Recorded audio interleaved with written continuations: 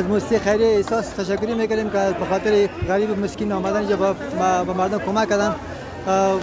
بسیار زیاد تشکر که در حالت خراب و در حالت چیز که به مردم کمک میکنن. آباد باشن، خیر بینن.